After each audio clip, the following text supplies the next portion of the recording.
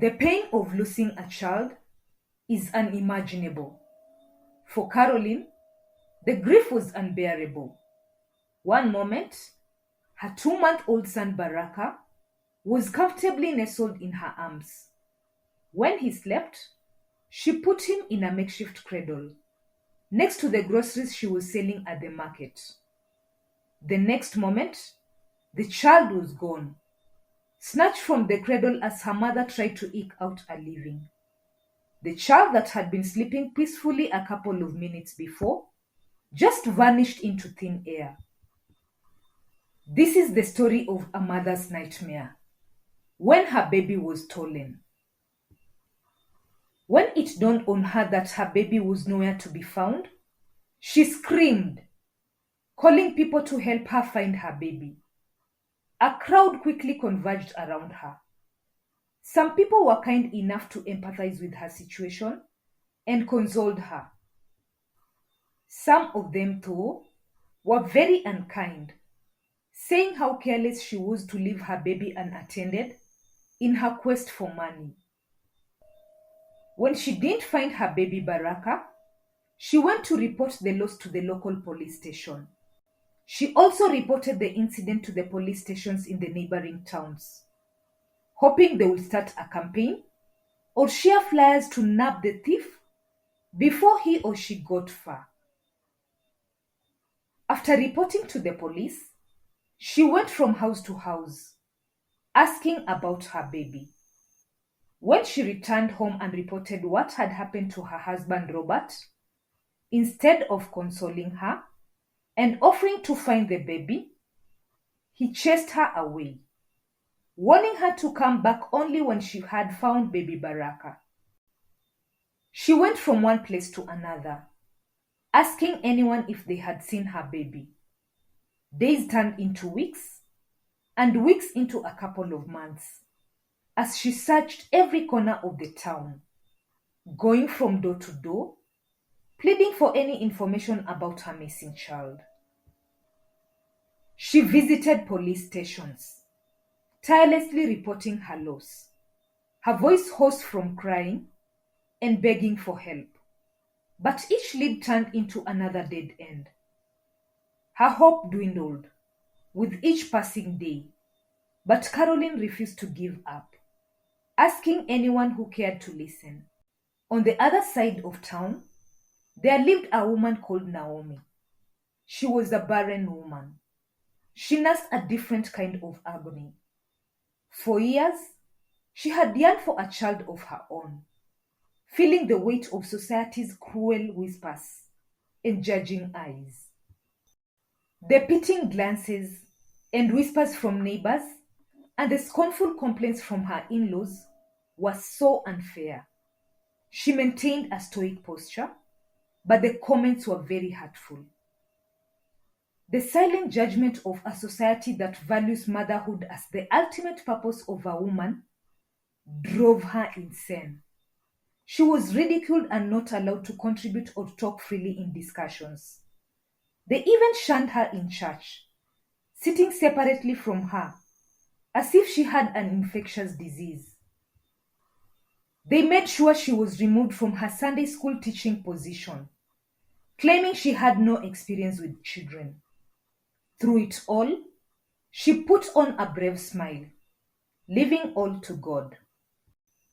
The pressure to belong and to prove her worth as a woman tormented her and pushed her to the edge.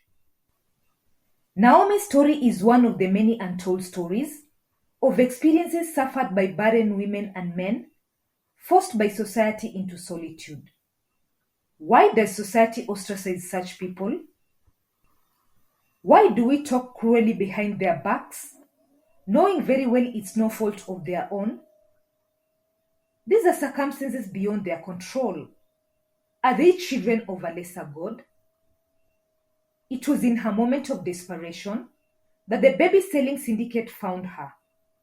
They preyed on her vulnerability, dangling before her the one thing that she had longed for, a child of her own, an offer she couldn't refuse. Naomi did not question very much when she was told there was a baby that had been found abandoned in the next town. Because there was no rescue center nearby, the three women wanted a volunteer to take care of the baby. However, she was reluctant to take the baby, knowing that her husband will ask questions. When the same women came with the baby the following day, she convinced herself that fate had finally smiled upon her. There was another catch. The three women demanded payment. They knew her status and claimed they were doing her a favor to overcome the years of discrimination she had endured on account of being barren. Handing over a hefty sum of money to the women, she took the baby in her arms, swearing to love and protect him. To avoid suspicion, she left town to go and stay with her uncle and aunt for a couple of weeks. While at her uncle's home, Naomi meticulously planned her return. She took many photographs with the baby. She also staged many conversations with her uncle to make it seem as though she had indeed been pregnant before she left. When she felt confident that her story was believable, she returned home one evening, presenting the baby to her husband, announcing that she had given birth in secret. To conceal the truth, Naomi ensured that the baby was always wrapped in thick shawls. No one was allowed to get too close. She stayed alone in the house and fed the baby formula, ensuring that no one would see her struggling to breastfeed. But the eagle-eyed nosy neighbors noticed something odd. Naomi never breastfed the child. A woman in the neighborhood who had followed the story of Caroline's stolen baby observed something else, a distinct mole on the baby's tiny hand. It was the same marking that Caroline had described in her desperate search for her baby. Word spread like wildfire, and soon the police were at Naomi's doorstep. When the officers arrived, she panicked, clutching the baby tightly, begging them not to take him away. With nowhere to run to and no more tales to tell, she broke down and confessed. She revealed the names of the women who had sold her the baby. She was given time to change and accompanied the police to the police station. The information she gave led to the swift arrest of the three women. They were part of a syndicate that had stolen and sold multiple children to desperate women. Caroline was called to identify the baby.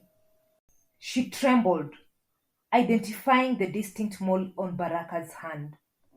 Overwhelmed with mixed emotions, tears streaming down her face, she took her baby, not believing they were reunited. Was justice served? The scars of the ordeal will remain for years. For Naomi, her desperate attempt to belong to the society had led to her downfall, a tragic reminder of the dark world of baby trafficking. She was sentenced to prison, her dreams of motherhood crushed by her actions. For Caroline, the reunion with Baraka was bittersweet. Though she had found her son, she could never erase the pain of their time apart. Caroline vowed never to let him out of her sight again. In the quiet of night, Naomi sat alone in her cell, whispering lullabies to the child she will never see again, mourning not only for herself, but for the choices that had sealed her fate. Was justice served in this story? For more of this, subscribe to Walnut Stories.